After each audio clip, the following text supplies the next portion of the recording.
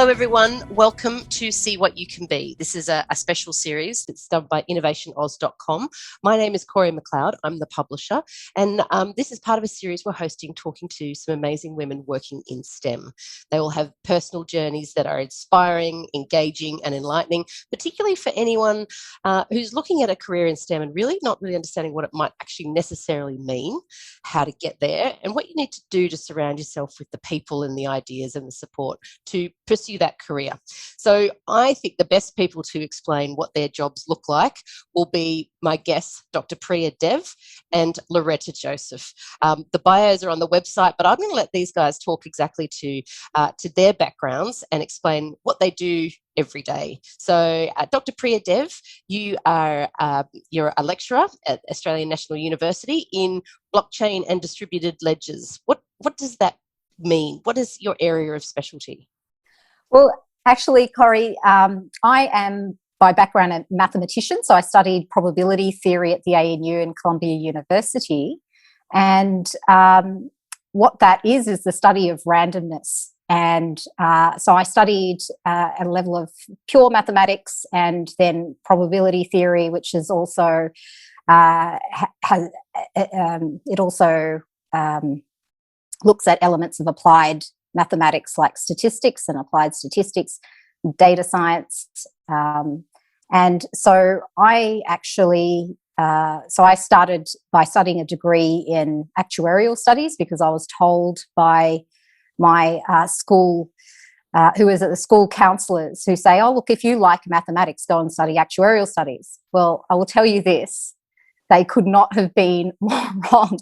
If you like mathematics, go and study mathematics because it's very different. And so I realised that. I actually did my undergraduate in actuarial studies, left and went to work for some insurance companies, both in Australia and Sydney and abroad in London. And I came back and realised that, I really do want to pursue a career in mathematics. I'd like to go back to university and study some more mathematics. And so there I did my master's in statistics and then got into a PhD program in mathematics at ANU, which also took me to Columbia University, where I completed my PhD there.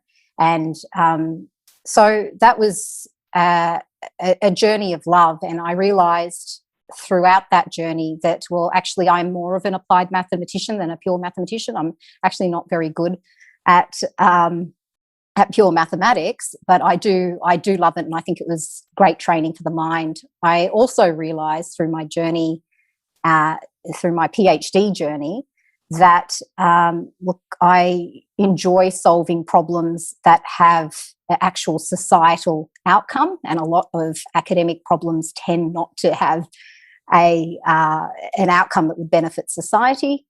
And so that's what took me to apply mathematics and apply probability theory that I learnt in mathematics to start my first startup, which was it started off as ordering technology in stadiums. So we provided queue time estimates once you order your food and beverage. Quickly realised that was not a great business model, and started to develop an alternative business model that would compete directly with Deliveroo and Uber Eats before Deliveroo and Uber Eats started, actually.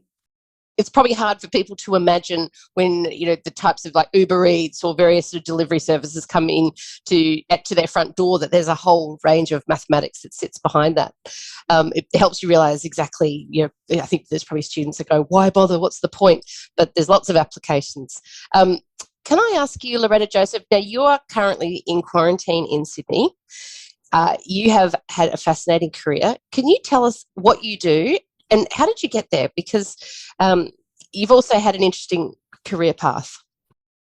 So I am sitting in quarantine. This is my 3rd in 4 months. Don't go anywhere. Anybody wants some good advice, stay in the country. So I started my career as a futures trader in 1991. So I started trading bond futures and equity futures with a piece of paper and a pencil. So I'm the opposite of Priya. I was not the mathematician, but by training I was an economist. So I spent a number of 30 years of my life trading derivatives, trading asset classes around the world. I lived in India since 2005. I ran a global bank there. So I come back to Australia in 2012, and I'd seen so many problems in India. I remember one day one of my staff members had a little girl that got murdered, and there was nothing I could do about it because this kid didn't have didn't exist. So I kept thinking then there's got to be a technology that we could find that could solve these huge problems. And there's so many people that have nothing and there's so few that have everything. How do we bridge that divide? So I came back to Australia. My very good friend was the chair of ASIC at the time, Greg Metcalf. He's a technologist. He and I had spent a lot of time. We're business people, we understand markets. We've traded every asset class. So he said to me one day, "You got to look at this thing called blockchain." So I went away and I read this book, The Blockchain Revolution, and I didn't look at it from a cryptocurrency perspective. I looked at it from two things. About I found a solution if we could have decentralized sovereign ID that could have fixed the problem of this little girl that disappeared in India. And also my biggest problem in my entire trading life was post-clearing problem. So when you trade an asset, we give anything, commodity, security, a bond, you trade it, that's all good, it's in real time, but the clearing and settlement processes can be anywhere for an equity from 2 days to 27 days if you're trading a water entitlement, God knows why. So I looked at it and went, oh my God, I found the solution to clearing and settlement. If we can atomically swap assets, we can do this well. So I looked at blockchain, and then I looked at Bitcoin, and I was like, oh, I don't understand this at all. So I'm a woman. We ask questions. I don't know the answers to everything. So I spent the next 3 years of my life understanding what blockchain was, understanding the vision of Satoshi Nakamoto, who wrote the Bitcoin PDF in 2008, which happened to be around the time of the GFC. And I was a trader in the GFC. And it always amazed me why the GFC happened. And so I started to look at the economic reasons of why centralisation and the reasons we didn't have technology interrupted everything in financial markets and effectively financial stability around the world. So when I discovered Bitcoin, which was the first application of blockchain, I didn't get to it first, but I looked at how the processes and procedures and blockchain could actually inherently help with clearing and settlement times. So I went to buy some Bitcoin in 2014, and it was very cheap then, and it was really difficult. I'm going, all right, what's wrong with these people? So I figured out after spending a lot of time in the ecosystem, I didn't understand technology. So what do I do as a woman? I went, all right, how do I understand open systems and open source technology? So I Googled who built the internet. A man called Robert Kahn came up. So I rang Bob, and he was a bit off at first. I said, Bob, how did you build the internet? So he wrote the internet protocol and the transmission control protocol. He sent a message across an open network to a man called Vincent that said hello. So he was effectively the father of the internet. So he's mentored me around the technology, because unlike Priya, I'm not a mathematician. I didn't really understand coding. My daughter, who's 17 now, at 9, her and I learnt to code together. So at 43, I didn't know I was a banker. I taught myself to code.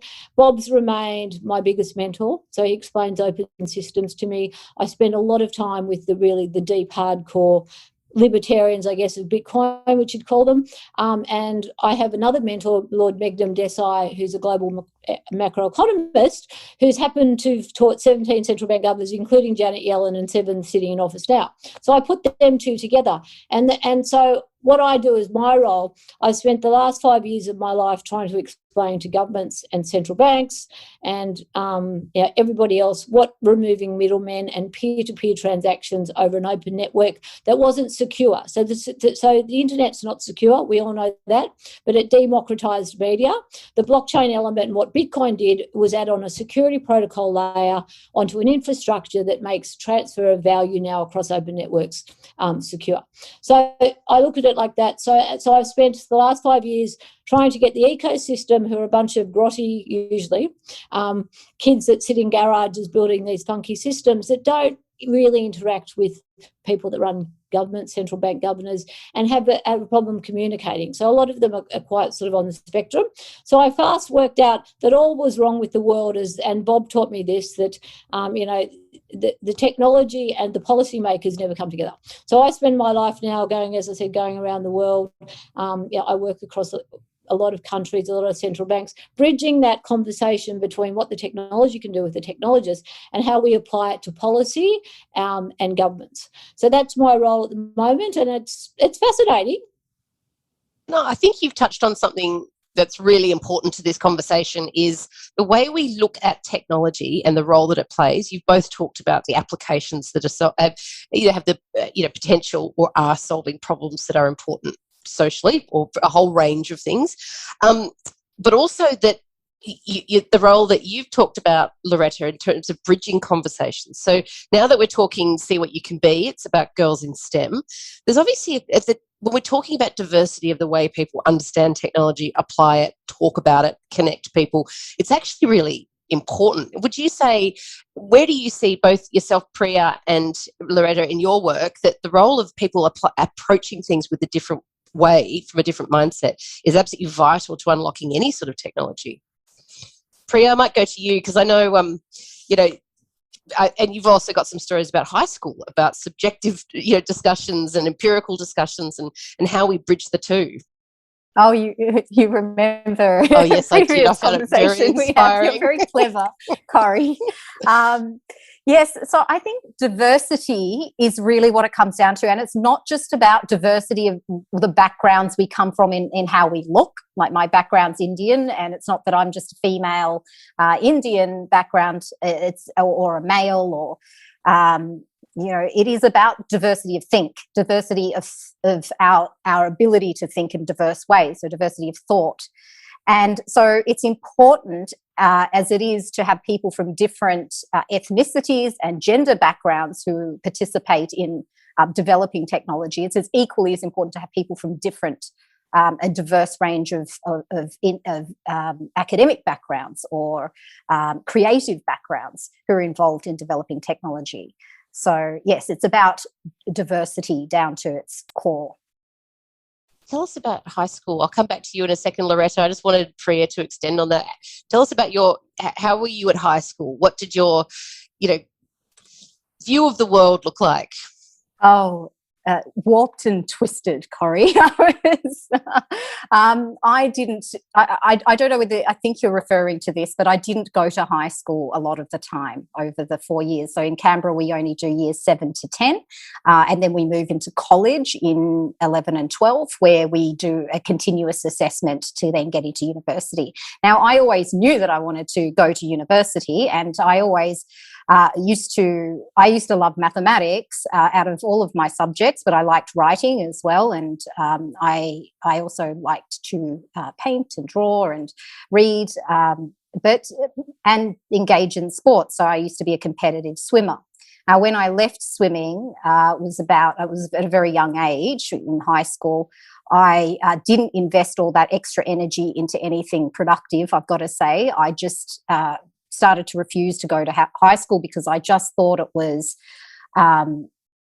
I didn't think that it was designed to nurture creativity or intellect. I thought it was basically one large kindergarten where you can babysitting club where you can throw your kids, and they basically learn to fight it out in a playground.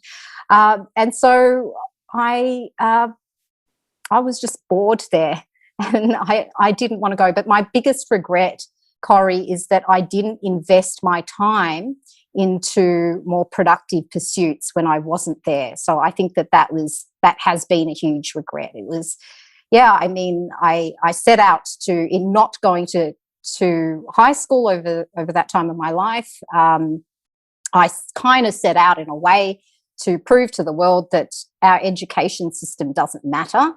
And you can still get into university later on if you change your mind, and so that's what I did, and I did what I never thought I would do, which is get a doctorate in mathematics. I never ever, if you told me at 15 years old, Priya, you're going to get a doctorate in mathematics, I would have laughed. I think it's a brilliant story. I think it's brilliant because I know lots of sort of young women, teenagers who are just will find all of those sort of frustrations about the traditional kind of academic high school setting, but don't necessarily, and that's why I wanted you to tell that story, is that there is life beyond high school, and that life can lead wonderful and interesting places. Loretta, what was high school like for you? Yeah, I mean, I went down the traditional path. I went to boarding school. I had a Lebanese father, and he wanted me to be a doctor like my brothers, and I didn't really have any great interest in that.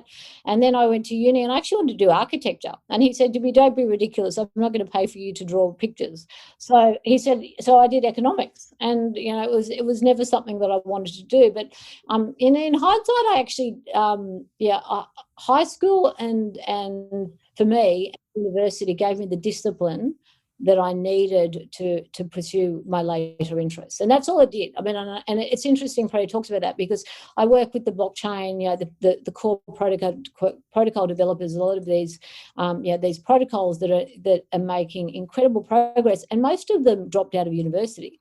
And you look at Vitalik Buterin, he dropped out of university at 18 because he thought it was boring. And a lot of these other very young protocol developers, the same thing. They've never had any formal education, but it's interesting that this thing has not only democratized media, it democratized the way that people can interact and be educated. So I spend most of my life in the emerging markets, and and education has always been a thing of privilege. And if you get the right marks, you go to university. In the US, you've got to pay a lot of money. Here, you have a mark that you get into university. But I think what we've discovered with technology since the internet was incepted, thank you, Bob, was that we're starting to democratize so many things. And I think that's not media, and that's education.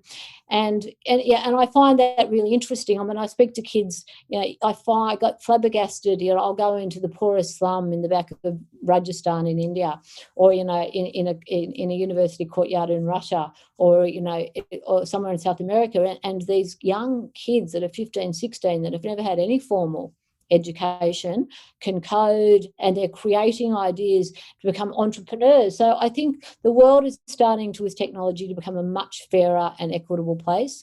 With blockchain, as I said, I think decentralization, taking out middlemen. There's a lot of frictions in systems, and what blockchain does, it removes the need for intermediaries. Now that upsets a hell of a lot of legacy people. The banks got upset with Bitcoin, but it never really disrupted them. And I think for me, though, the key is education doesn't define you. If I look around the world at the policymakers that I speak to and the people that run countries, most of them are my age, I'm 52, or older. And I keep saying to them, you're trying to write policies about stuff that your 16-year-old can tell you a hell of a lot faster than you're ever going to know. So the idea that age and education is the way that you follow things and you do things is starting to change. I mean, I go into the Financial Stability Board, and a number of, the OECD and the OSCE with a bunch of 25-year-old Bitcoin protocol developers that refuse to wear anything but a tracksuit and no socks with their shoes. And now explaining to these guys that they're going to disrupt their world, and these systems that they're building will not break. And it doesn't matter, what a policymaker thinks, that I got educated out of a book. It's in the university, and I'd have to go to the library and pull out this big drawer. And I look at my 17-year-old, and she knows more at 17 than I probably did at 35. So I think we're starting to democratise education, and as well as risk, understanding. Millennials after the GFC, I will tell you now, understand risk better than any person that's running a bank that's a baby boomer at the moment. I think that's a really interesting perspective, and I think when I'm thinking about some of those boards that you're sitting on with those, young people in tracksuits, and I think there's a movie in it. Like there's definitely a film script. You both touched on something, Priya, just in how you might have used your time differently. Loretta, just in that democratization of education. It's something I've heard recently, and that's something at Paddle that I mentioned before we started, are doing things like micro-credentialing. It really does give you an opportunity of doing small things that can help you kind of mix and match your interests, that will build a sort of experience that would probably, like you said, the generations, before sort of young people today would never have thought of. Like the idea that you can do an online course in something, and that listening to a podcast or a series on something else. What are your thoughts on that? If you're talking to a 15-year-old girl in high school that's really questioning the meaning of life and their education. I certainly think I agree with what Loretta was talking about in terms of the internet has brought the democratization of knowledge. And I certainly think that universities are at risk of not keeping up with this, or not supporting or providing services that maybe education services that interact or utilize the knowledge that you can get very quickly, you can harvest very quickly from the internet. Yeah, there's so many resources online to study or get information on whatever you want. The one thing that I would warn against is there's a risk to micro-credentialing if we're just looking at information at a very superficial level. And I say this as someone who is a PhD an academic, because I like to really get down to the truth of things. And that is making sure that you fact check everything, because the democratization of knowledge, which is a great thing which the internet has given us, we also have what is often called as fake news. But we might read a Wikipedia page, and if we don't start to chase down those links, those citations, we might start to believe things that aren't necessarily correct. So what I do encourage people to do when we do, of course, access all this amazing information online, is to make sure that we actually fact check a lot of the information that we're learning about. But what micro-credentialing in that sense allows us to do is grasp a high-level understanding of a topic very quickly, and from there, I would suggest, if something really takes your interest, let the internet take you down a rabbit hole, of course, but make sure that you check the facts of what people are saying, even if it sounds reputable. I was going to say that's really good advice. I think there are lots of benefits to micro-credentialing, but also getting in the habit of understanding where does this information come from. It's very practical. Loretta, when we're talking, both sort of everything we're talking about now is we're getting used to the phrase or the words disruption. So disruption in terms of looking at the world order and kind of turning it upside down a little bit. When people talk about disruption, they like to talk about Uber and taxis, or, we all understand the concept. But when you're talking about the area that both you and Priya work in, that disruption is really about changing the way the world goes around. Like, if you think about money makes the world go round, it really is looking at the fundamental understanding of the way we think about everything from identity. You talked about identity right at the beginning to currencies.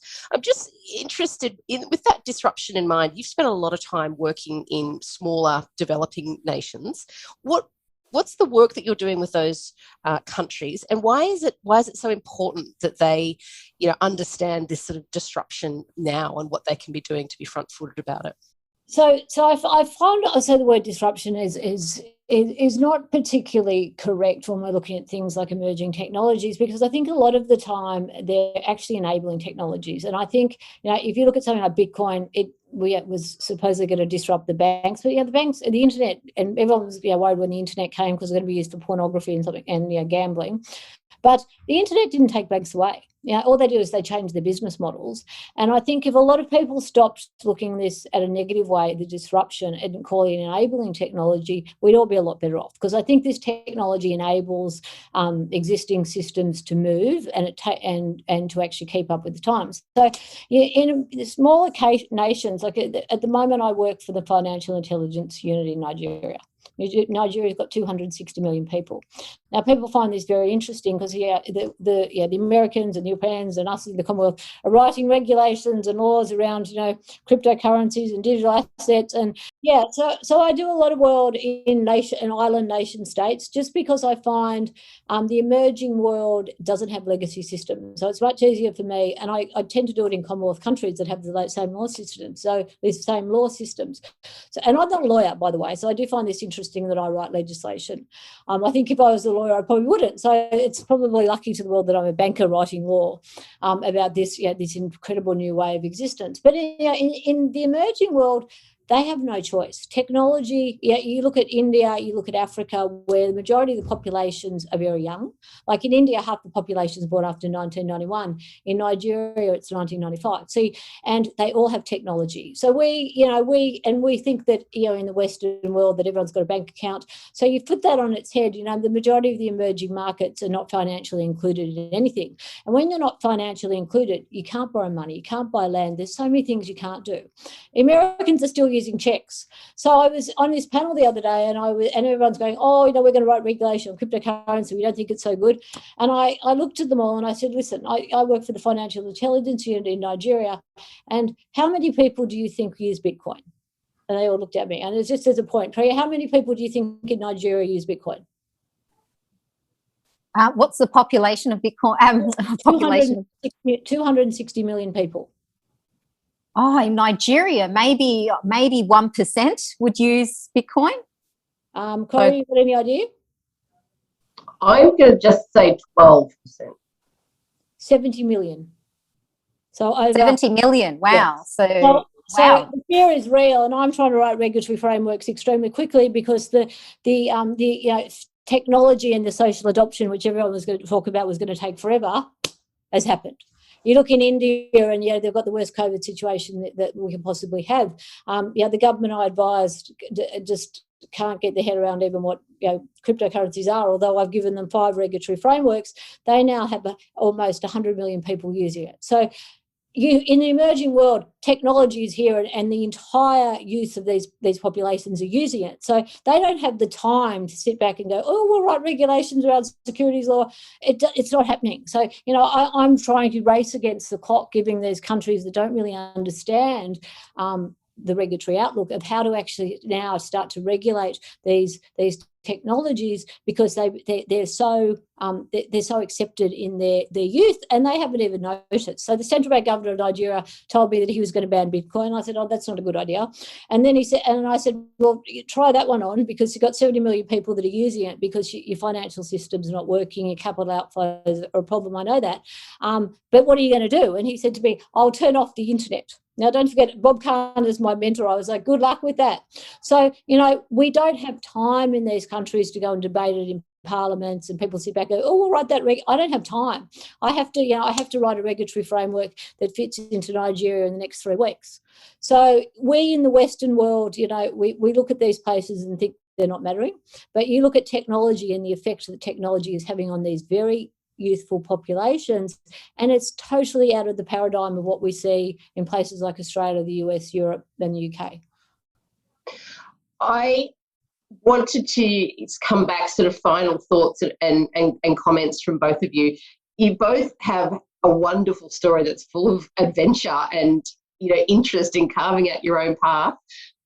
Priya, what would you say to your 15-year-old self? I'm asking everyone in the series the same question. You could talk to your 15-year-old self, what would you say? I would say, Priya, get comfortable being uncomfortable, and use this time to form good, healthy habits. Because, that's the core message.